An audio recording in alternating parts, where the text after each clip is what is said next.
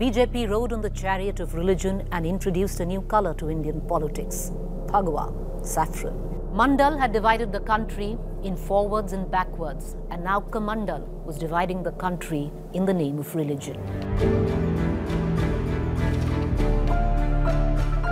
On June 11, 1989, the Bhartiya Janata Party in Palampur welcomed this step of the Vishwa Hindu Parishad and extended the party's support to the cause of the Ram Janambhoomi movement through a declaration. We adopted a resolution on Ayodhya for the first time, concluding with the appeal, why not the government of India adopt the same attitude to Ayodhya which the first government of free India adopted towards Somnath. Pandit Nehru or Maulana Azad did not become communal on that account because they recreated Somnath. BJP raised the Ram Mandir issue prominently in the 1989 general elections and won 85 seats. With these 85 seats, VP Singh's Janata Dal-led National Front government was formed with the support of the Bhartiya Janata Party. VP Singh came to power with the promise of implementing the recommendations of the Mandal Commission, and that promise etched a deeper caste divide. The RSS was demanding that the BJP publicly denounce the Mandal Commission report. While the party's upper caste leaders agreed in private, they could not say it publicly. The BJP, the Bhartiya Janata Party, also needed an answer to the Mandal movement. It was then that BJP leader Lal Krishna Advani came up with a perfect foil for the Mandal agitation, the Kamandal politics of Hindutva. He announced a Rath Yatra of 10,000 kilometers passing through 10 states from Somnath to Ayodhya between September 25th and October 30th. The capital of the country was witnessing the new kind of politics, the color of which was saffron. Advani's Rath rolled into Delhi through a groundswell of saffron flags. The Sangh Parivar realized Ayodhya was the cause that could unite a scattered Sangh as well as crypt the rise of the BJP. This was also the time that many efforts were made to dissuade Advani in Delhi from continuing the Rath Yatra. N.T. Rama Rao and Lalu Prasad Yadav staged a dharna at Advani's house for hours, but Advani did not waver. VP Singh's talks continued with Atal Bihari Vajpayee, Bhairo Singh Shekhawat and Jaswant Singh. He urged BJP to find a solution through courts.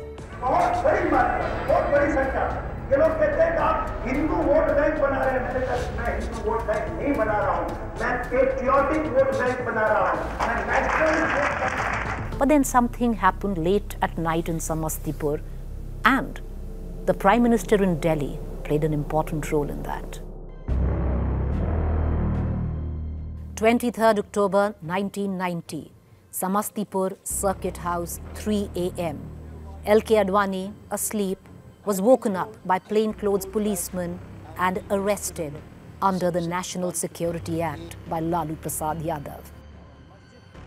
We were anticipating it. They arrested us at about 3 o'clock at night, took us by helicopter to a distant place and kept us there. Immediately, a BJP national executive took place. It was decided to withdraw support.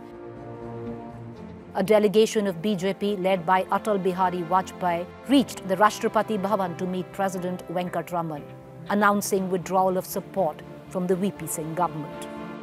30th October. And that would be a watershed day in Indian history. Mulayam Singh Yadav, the then Janata Dal Chief Minister of Uttar Pradesh, was riding a secular perception wave, deeply critical of Advani's Rath Yatra and also allegedly not happy with Lalu stealing the spotlight by arresting Advani.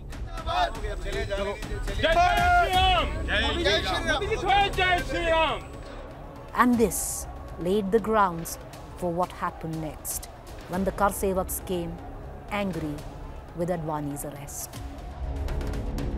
30th October 1990, Ayodhya, called the D-Day of Karseva. The first clash between the police and Karsevaks took place on the Saryu River Bridge in the early morning.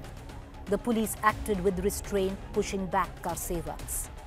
Along with the Karsevaks, the crowds also included those who had come to participate in the Panchkosi Parikrama at the time of Kartik Purnima. Soon, more Karsevaks gathered. Ayodhya resounded with chants of Ram Lalla Aayenge, Mandir Wahi Banayenge.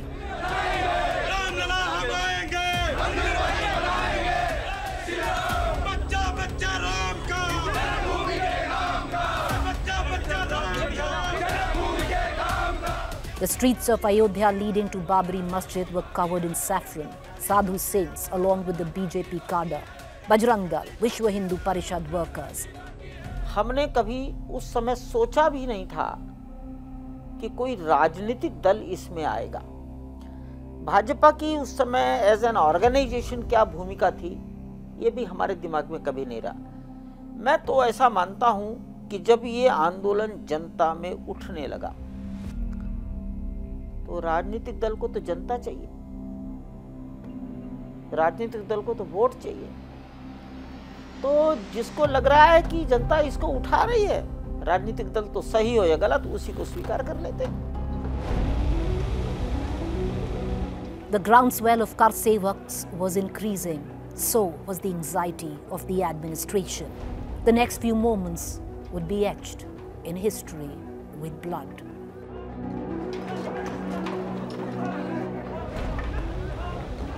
Chaos prevailed, cops brought out the lathis. The Karsevaks became aggressive, insisting on marching towards the disputed site. Many people from rooftops started to pelt stones on the police force.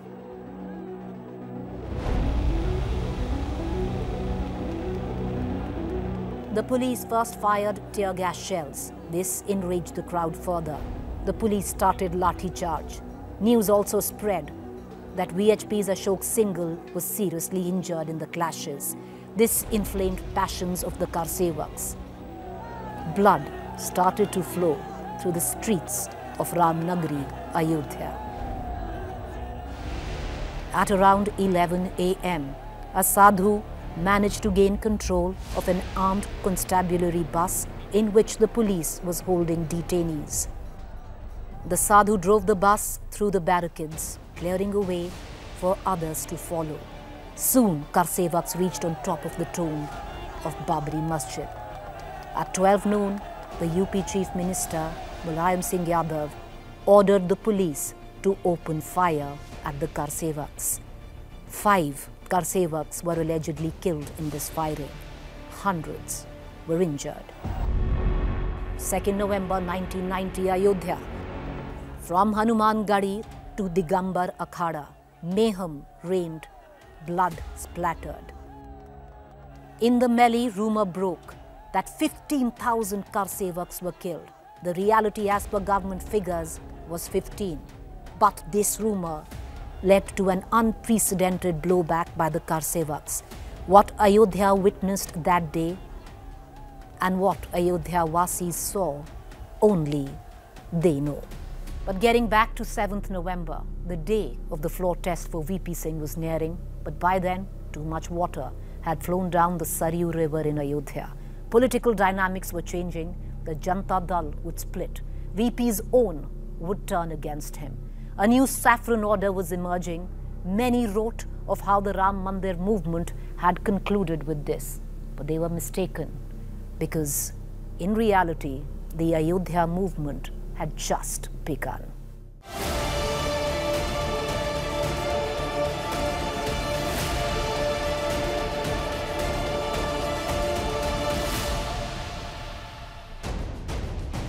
VP Singh's date with political destiny was 7th November. There was resentment within his own party, the Janata Dal, regarding the workings of the Prime Minister himself. Most Janata leaders knew time was up. Only the BSP or the left could save them. But before that, the Janata Dal broke up. Devi Lal formed Samajwadi Janata Dal on 5th November 1990. Chandrasekhar walked out with 58 MPs. And then, the date to prove majority was 7th November. VP Singh's government fell by 151 votes against 356, a government formed at the back of the anger of the country, arising from the Bofors scam, was defeated by the power play of Mandal versus Kamandal. The president asked VP Singh to continue until further orders, but within 24 hours, Rajiv Gandhi laid the foundation of a new government. Rajiv Gandhi convinced Chandrasekhar to become the Prime Minister after the fall of VP Singh's government, promising him support of the Congress.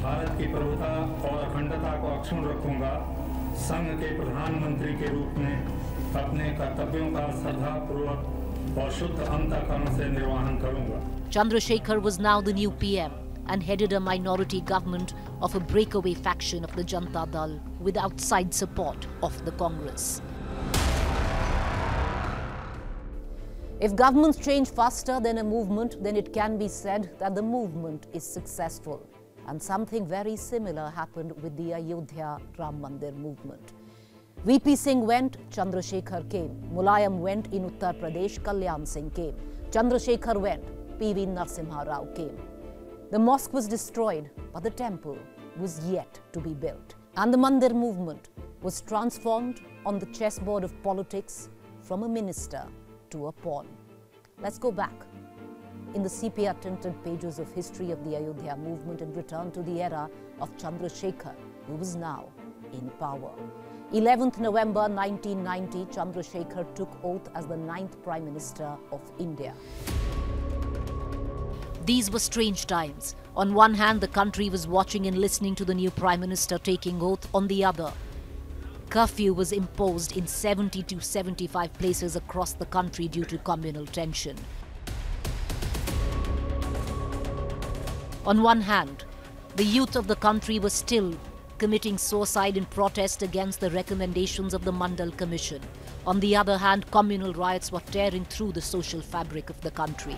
UP had become a battleground, Kurukshetra.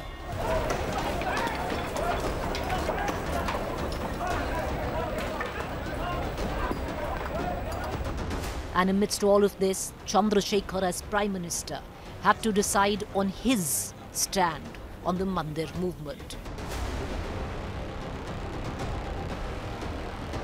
VHP had already announced to launch another movement as soon as Chandrasekhar became the PM. This was when the Prime Minister made his move to try and extinguish the fires engulfing the country. The newly minted Prime Minister Chandrasekhar reached the meeting of the Vishwa Hindu Parishad, urging the VHP to immediately start talks, but also issuing a veiled warning. If the movement causes violence, the government will open fire, said the Prime Minister. After VHP, the Prime Minister called the leaders of the Babri Masjid Action Committee and told them Hindus and Muslims live together in 7 lakh villages of the country. The army cannot be deployed everywhere. Talk to VHP, he told them. Otherwise, those who will create riots in every village should be ready to take responsibility for the deaths in those very villages. Was this a threat by Chandrasekhar or his new way of running the government after VP Singh? Whatever it was, but for the first time, it brought the Vishwa Hindu Parishad and the Babri Action Committee face to face on one table. So Chandrasekhar decided to bring the leaders of the VHP and Babri Masjid Action Committee together to resolve the Ayodhya crisis. Just as the Prime Minister tied the hands of the saints and sadhus who were bent upon the movement through VHP, at the same time he gave a direct warning to political parties and to Muslim leaders looking to appease. जो बातचीत शुरू हुई थी पहली मर्तबा तो विश्व हिंदू परिषद से ही शुरू हुई थी। विश्व हिंदू परिषद से ही इसमें अशोक सिंघल और उनके जितने और जिम्मेदार थे, गिरिराज किशोर वगैरह सब शामिल थे और उन्हीं से हम लोगों ने एक बात कही थी। तो उन्होंने ये बात कहा कि लिखा पढ़ी में हमको कुछ शराब बना के दिया, हमने उनको कुछ शराब बना के दिया, मगर उन लोगों की नियत पहले दिन से भी बातचीत से मसला हल करने की नहीं थी, बल्कि वो चाहते थे कि हम सरेंडर कर दें, जो पॉसिबल नहीं था हमारे लिए।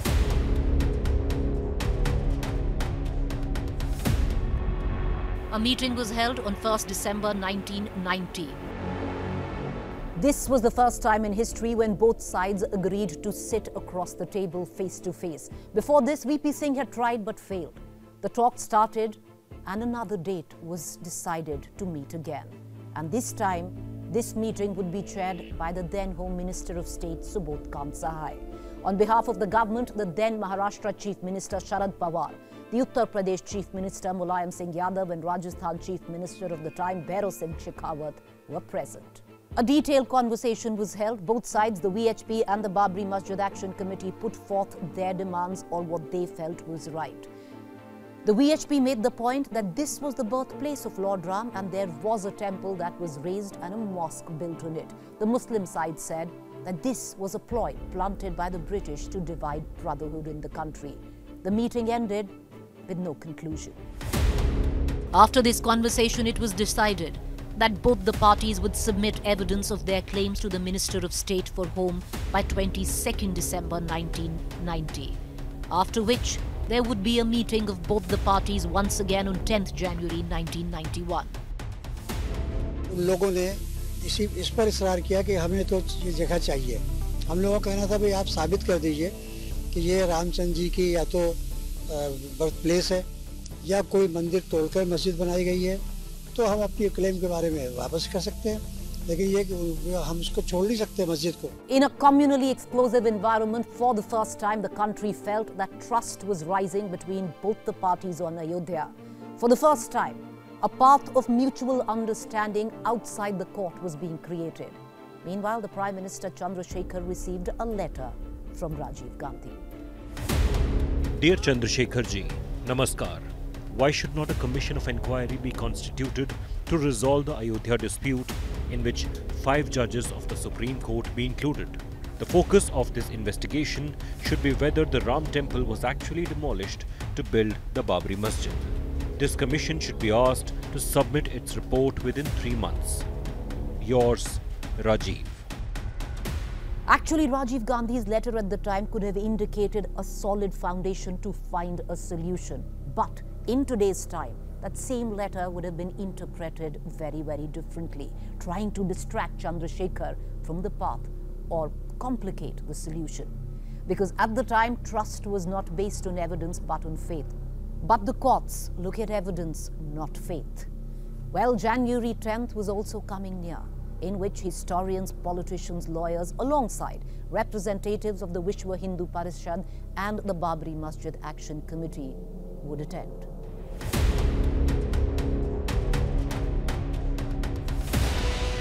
On January 6th, Surya Krishna, on behalf of the VHP, wrote a letter in response to the Minister of State for Home, Subodh Sahai.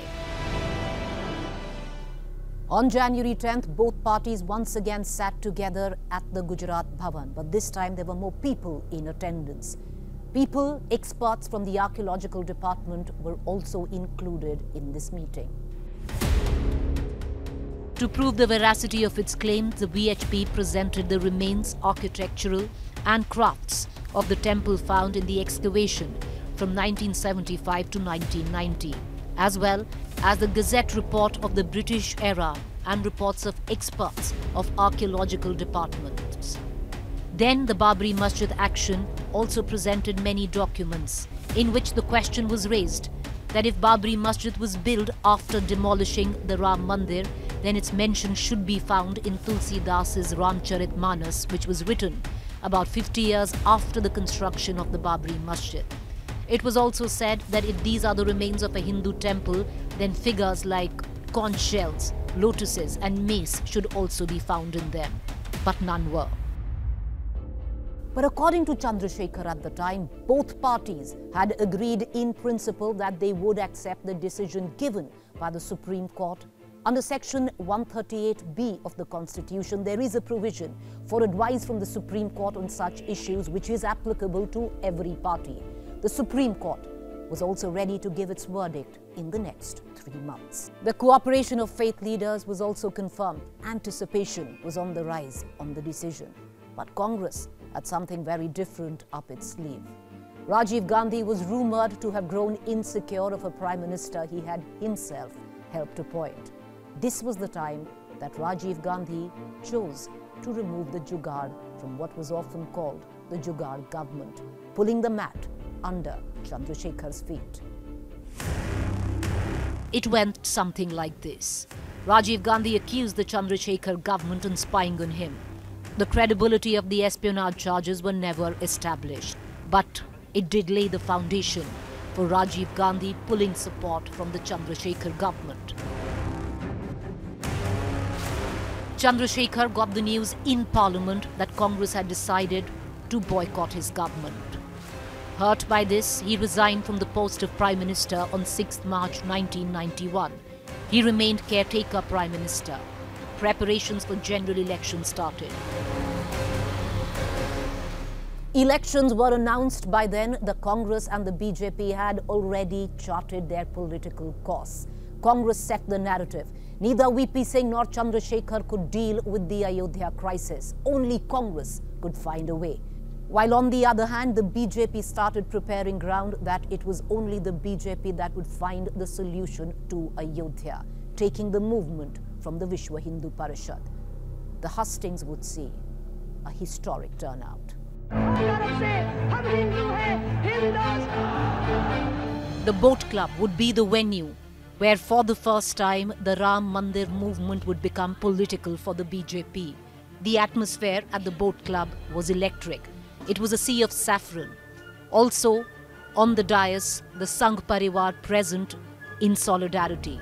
From VHP Bajrang Dal to the BJP, there was open participation.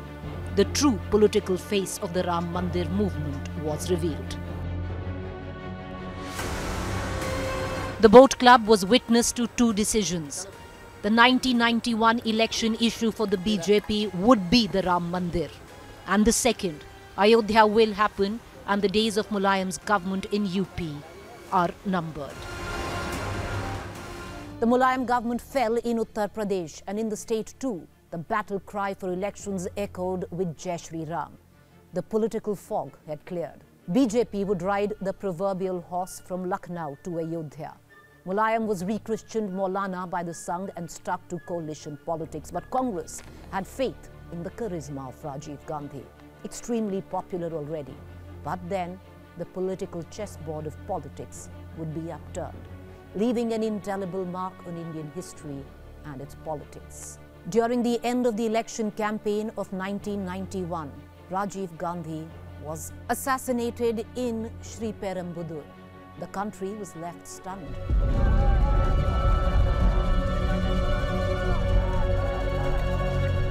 The international face of terror had for the first time and forever scarred Indian politics. Congress had kept a distance from the LTT's movement on the Tamil issue. And for the first time in Tamil politics, the Nehru-Gandhi families were openly targeted. The powers in Delhi were helpless on the Tamil issue earlier and were helpless even after the assassination of Rajiv Gandhi.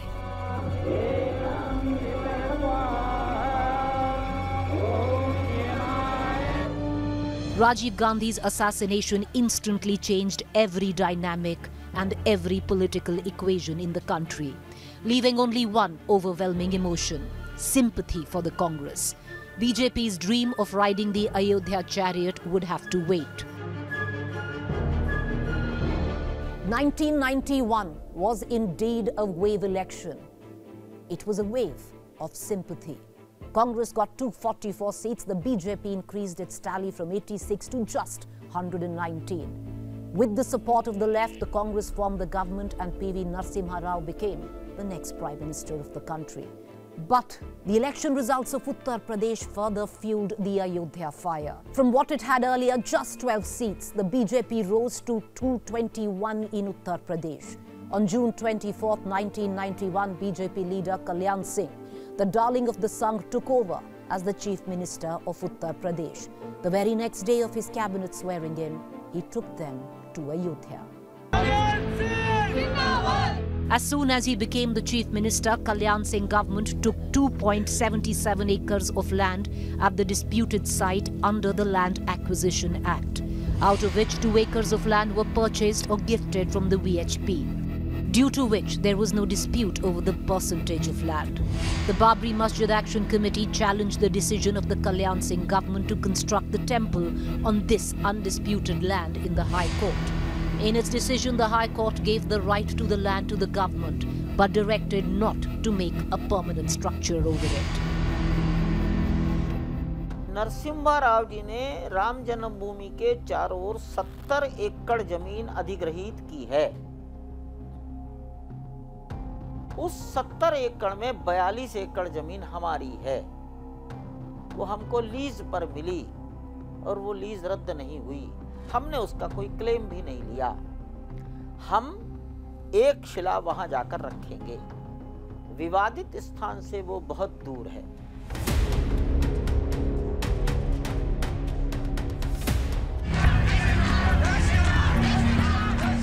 On July 9, 1992, thousands of Karsevaks gathered in Ayodhya and performed the Sarvadev ritual at the levelled site. And once again, the cry for Karseva rang in Ayodhya. Scarred by the past, the then Union Home Minister Shankar Rao Chauhan reached Ayodhya and requested to stop the Karseva. But that request went unheeded. By 22nd July, lakhs of Karsevaks had once again gathered in Ayodhya. Prime Minister PV Narasimha Rao assured that the dispute would be resolved within 3 months, accepting which the Karsevaks returned. In 3 months, the VHP took the Shila Puja to 6 crore families in 2 lakh villages of the country. On the other hand, the PV Narasimha Rao government deployed its entire machinery to figure out what was the mood within the people. Seeing no solution to the dispute, even after 3 months, a Dharam Sansad was called on 30th October 1992 at the Chhatrashal Stadium in Delhi. The sight of the stadium in Delhi could have scared anyone.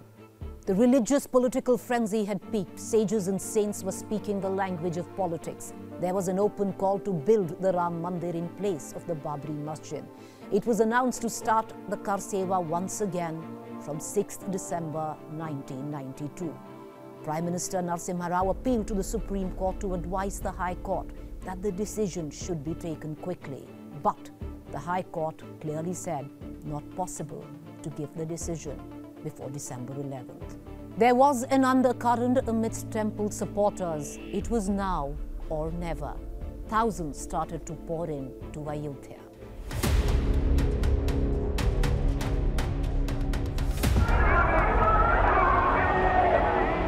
From 26 November, Ayodhya became the headquarters of the Karsevaks. On 28 November, the Kalyan Singh government filed an affidavit in the Supreme Court that no construction would be carried out on 6 December 1992.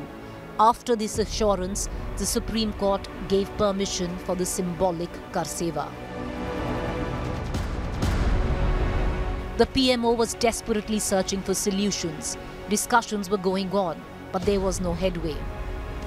There was talk of imposing president's rule in UP. Some felt it best to trust Kalyan Singh.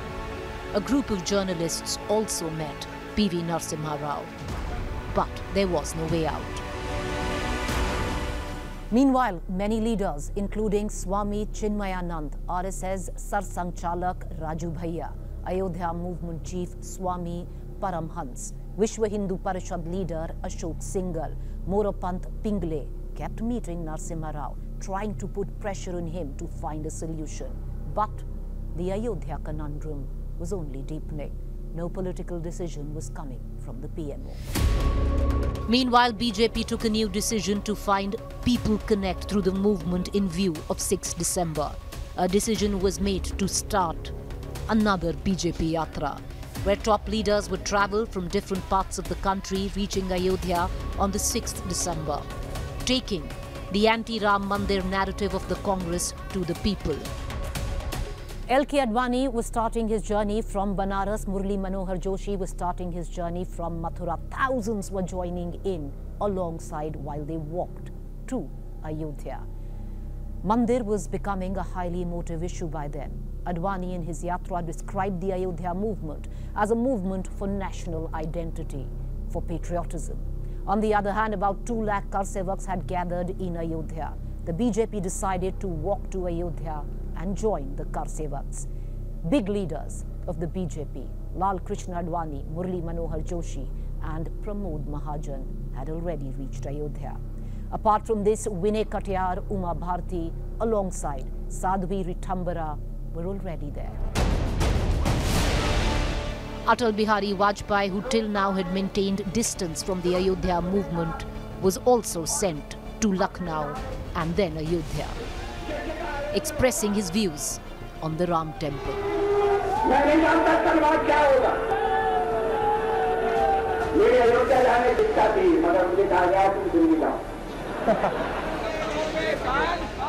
5th December, by then, the theatre of religion along with politics had been staged in Ram Nagari, Ayodhya. Lakhs of Karsevaks were in attendance. The top leadership of the BJP was in attendance. Senior officials of VHP, Bajrang Dal, in attendance. That was a night of restlessness for the people of Ayodhya and also for the people gathered in Ayodhya.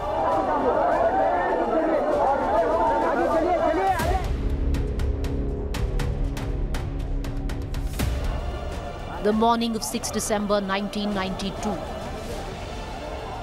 The first light saw a sea of saffron encircling the Babri Masjid. As the numbers of Karsevaks increased, the number of soldiers deployed for the security of the Babri Masjid decreased. At 10 o'clock in the morning, an all-out confrontation started between the Karsevaks and the administration. You could cut the tension in the air, and there were many knives around.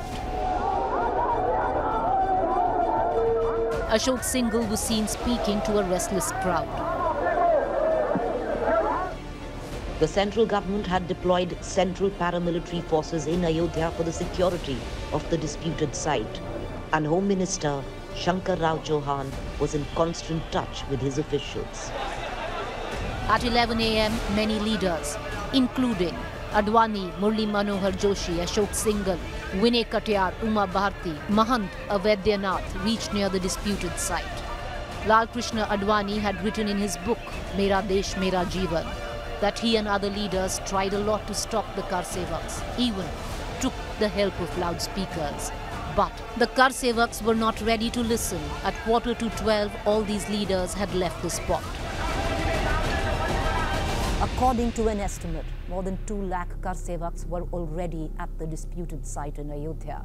Prime Minister Narasimha Rao was talking to the Chief Minister Kalyan Singh on the law and order situation. But still, mobocracy had taken over democracy. No law, no administration. What ruled Ayodhya that day was the frenzy of Karsevaks. The first batch of Karsevaks reached the first dome of the Babri Masjid at 12:30 in the afternoon of 6 December 1992. The security forces had strongly communicated to the Home Ministry that they were losing control. The Karsevaks had reached the disputed site and had cut them off. Babri Masjid was now in the hands of the Karsevaks. By 3 o'clock in the afternoon, the Home Secretary was informed that the communal atmospherics in Ayodhya had become explosive. According to the DGP Uttar Pradesh, it was impossible to control the situation without firing bullets. The bullets this time did not fly. In cold numbers, about 2.5 lakhs. The heat of this agitated human procession singed through the streets of Ayodhya towards the Babri Masjid, the disputed structure. The dying hours of the afternoon sun seemed to fuel a frenzied, uncontrolled crowd.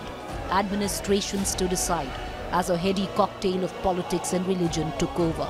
And the pawns, some political, some blinded by faith, some admittedly guided by the gods, brought down the Babri Masjid, reducing the disputed structure to debris, and with it forever blurring the lines between religion and politics in independent India.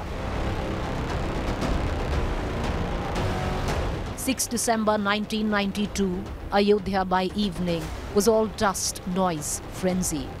The hysteria of the Karsevaks was doused with the collapse of the Babri Masjid. According to journalist Kuldeep Nayyar's book, Beyond the Lines, when the frenzy in Ayodhya was at its peak, Prime Minister Narasimha Rao had gone to his puja room.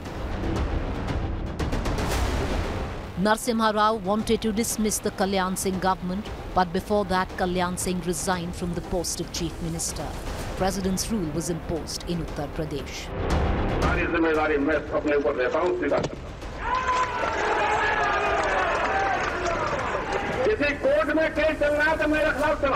The frenzy of religion and politics not only demolished the disputed structure in Ayodhya on the 6th of December 1992, but it also demolished the wall between the politics of Congress and non-Congressism. And on that debris, a new kind of political movement was built, the flag bearers of which would be forever identified through the prism of secular and communal politics. But then, socialist leader Ram Manohar Lohia had said there is nothing more political than religion, and that religion itself is politics.